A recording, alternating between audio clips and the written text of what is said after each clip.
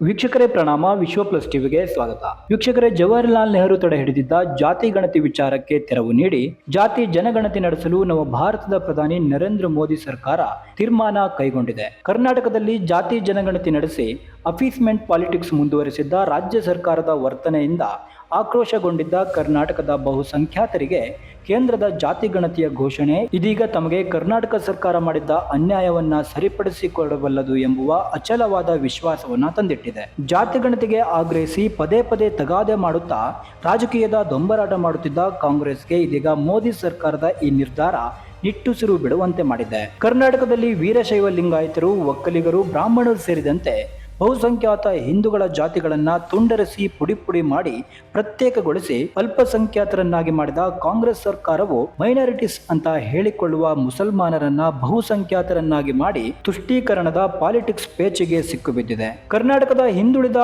ಆಯೋಗ ಸರ್ಕಾರಕ್ಕೆ ಸಲ್ಲಿಸಿದ್ದ ಈ ಅವೈಜ್ಞಾನಿಕ ಜಾತಿ ಜನಗಣತಿ ವರದಿಯ ಅನುಷ್ಠಾನಕ್ಕೆ ತಾತ್ಕಾಲಿಕವಾಗಿ ವಿರಾಮ ಬೀಳುವ ಹಾದಿ ತೆರೆದುಕೊಂಡಿದೆ. ಕೇಂದ್ರ ಸರ್ಕಾರ ಜಾತಿ ಜನಗಣತಿ ಮಾಡುವ ತೀರ್ಮಾನ ಪ್ರಕಟಿಸಿದ ಬಳಿಕ ಒಡೆದು ಆಳುವ ಕಾಂಗ್ರೆಸ್ ಸರ್ಕಾರದ ಕಾಸ್ಟ್ ಸೆನ್ಸಸ್ಗೆ ಭಾರಿ ಹಿನ್ನಡೆಯಾಗಿದೆ ಎಂದೇ ಹೇಳಬೇಕಾಗುತ್ತದೆ.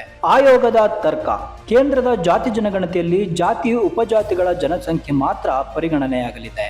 ಆದರೆ ರಾಜ್ಯ ಸರ್ಕಾರ ಕೈಗೊಂಡ ಜಾತಿ ಜನಗಣತಿ ಸಮೀಕ್ಷೆಯಲ್ಲಿ ಬೇರೆಲ್ಲ ಆಯಾಮ ಅಂಶಗಳನ್ನು ಬಳಸಿಕೊಂಡು 50% ಮೀಸಲಾತಿ ಮಿತಿ ಹೆಚ್ಚಳದ ಪ್ರಯತ್ನ ಮುಂದುವರಿಯಲು ರಾಜ್ಯ ಸರ್ಕಾರಕ್ಕೆ ಮುಕ್ತ ಅವಕಾಶವಿದೆ. ತನ್ನ ಶಿಫಾರಸು ತಿರಸ್ಕರಿಸಲು ಯಾರಿಗೂ ಅಧಿಕಾರವಿಲ್ಲ, ಕೋರ್ಟುಗಳು ಸಹಿತ ಒಪ್ಪುಕೊಳ್ಳುತ್ತವೆ ಎಂಬುದು ಕರ್ನಾಟಕ ಹಿಂದುಳಿದ ವರ್ಗಗಳ ಆಯೋಗದ ವಾದವಾಗಿದೆ. ಈ ವಾದಕ್ಕೆ ತಾತ್ವಿಕವಾಗಿ ಉತ್ತರಿಸುವ ಕೇಂದ್ರ ಸಚಿವ ಅಶ್ವಿನಿ ವೈಷ್ಣವ್, ಈ ಬಾರಿ ದೇಶದಲ್ಲಿ ರಾಷ್ಟ್ರೀಯ ಜನಗಣತಿಯಲ್ಲಿ ಜಾತಿ ಜನಗಣತಿ ಕೂಡ ಪಾರದರ್ಶಕವಾಗಿ ಸೇರ್ಪಡೆಯಾಗಲಿದೆ. ಕೇಂದ್ರದ ಈ ತೀರ್ಮಾನವು ರಾಜ್ಯ ಸರ್ಕಾರಗಳು ನಡೆಸಿದ ಹಾಗೂ ಮಾಡಬಹುದಾದ ಅವೈಜ್ಞಾನಿಕ ಜಾತಿ ಜನಗಣತಿಗೆ ಪೂರ್ಣ ವಿರಾಮ ಹಾಕಲಿದೆ. ಆದ್ದರಿಂದ ಜಾತಿ ಗಣತಿ ನಡೆಸುವ ಸಾಹಸಕ್ಕೆ ಇಳಿಯುವುದು ಬೇಡವೇ ಬೇಡ.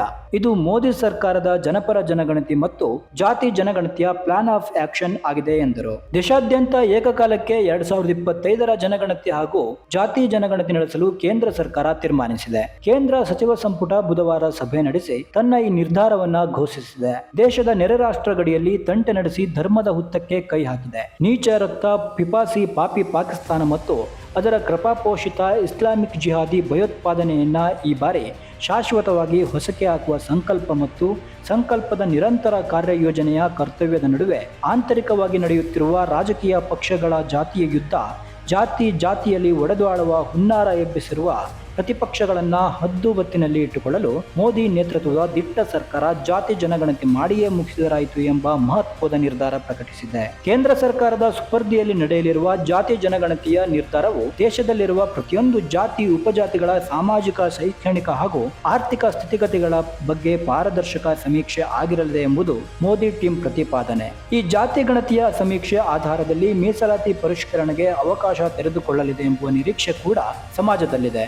ದೇಶವಾಸಗಳಲ್ಲಿ ಸಮಾನತೆ ಮತ್ತು ಸಬಲೀಕರಣಕ್ಕೆ ಮಹತ್ವದ ಹೆಜ್ಜೆ ಇದಾಗಲಿದೆ. ರಾಜ್ಯ ಸರ್ಕಾರಗಳು ನಡೆಸುವ ಸಮೀಕ್ಷೆಗೆ ಹೊರತಾಗಿ ಎಲ್ಲರ ವಿಶ್ವಾಸಾರ್ಹಗೆ ಇದು ಪಾತ್ರವಾಗಲಿದೆ. ಕೇಂದ್ರ ಸರ್ಕಾರ ನಡೆಸುವ ಈ ಜಾತಿ ಗಣತಿ ಎಂಬ ವಾದವಿದೆ. ಕೇಂದ್ರ ನಡೆಸುವ ಈ ಸಮೀಕ್ಷೆಗೆ ಏಕರೂಪತೆ ಇರಲಿದೆ ಎಂಬುದು ಅನುಭವಿ ರಾಜಕೀಯ ವಿಶ್ಲೇಷಕರ ಅಭಿಪ್ರಾಯವಾಗಿದೆ. ಈ ನಡುವೆ ಕರ್ನಾಟಕದ ಮಟ್ಟಿಗೆ ನಡೆಸಲಾದ ಜಾತಿ ಗಣತಿಯ ಹಿಂದುಳಿದ ವರ್ಗಗಳ ಆಯೋಗದ ವರದಿಯನ್ನ ಪ್ರಕಟಿಸಿ ಪೇಚಿಗೆ ಸಿಕ್ಕಿಕೊಳ್ಳಬೇಕೆ ಬೇಡವೇ ಎಂಬುದನ್ನು ರಾಜ್ಯ ಸರ್ಕಾರ ಗಂಭೀರವಾಗಿ ಪರಿಗಣಿಸಿ ರಾಜ್ಯದ ಬಹುಸಂಖ್ಯಾತರ ವಿರೋಧವನ್ನು ಗಮನಿಸಿ ತೀರ್ಮಾನಿಸುವ ಜವಾಬ್ದಾರಿಯ ಚೆಂಡು ವಿಧಾನಸೌಧದ 3ನೇ ಮಹಡಿಯಲ್ಲಿ ಬಂದು ಬಿದ್ದಿದೆ. ಹಾಗೆ ನೋಡಿದ್ರೆ ರಾಜ್ಯ ನಡೆಸುವ ಸಮೀಕ್ಷೆಗಿಂತ ಕೇಂದ್ರ ಸರ್ಕಾರದ ಜಾತಿ ಜನಗಣತಿಗೆ ಹೆಚ್ಚು ಮಾನ್ಯತೆ ಇರುತ್ತದೆ ಎಂಬುದು ಪ್ರಬುದ್ಧ ಭಾರತೀಯರ ವಾದವಾಗಿದೆ. ಭಾರತಕ್ಕೆ ಬ್ರಿಟಿಷರ ಸಂಕೋಲೆಯಿಂದ ಬಿಡುಗಡೆ ಸಿಕ್ಕು ಸ್ವಾತಂತ್ರ್ಯದ ರಾಷ್ಟ್ರವಾಗಿ ಮೈ ಕೊಡವಿ ನಿಂತಾಗಿನಿಂದ ಇಲ್ಲಿಯ ತನಕ ಜಾತಿ ಜನಗಣತಿ ನಡೆಯಲಿಲ್ಲ. ಕಾರಣ ಅದು ನೆಹರು ಅವರ ತುಷ್ಟೀಕರಣದ ರಾಜಕೀಯ ತೀರ್ಮಾನವೆಂದೇ ವಾದವಿದೆ. ಇಲ್ಲಿ ಜನಗಣತಿಯೊಂದಿಗೆ ಜಾತಿ ಗಣತಿಯನ್ನ ಇದೇ ಪ್ರಪ್ರಥಮ ಬಾರಿಗೆ ಕೇಂದ್ರ ಸರ್ಕಾರ ನಡೆಸುತ್ತಿದೆ ಎಂಬುದೇ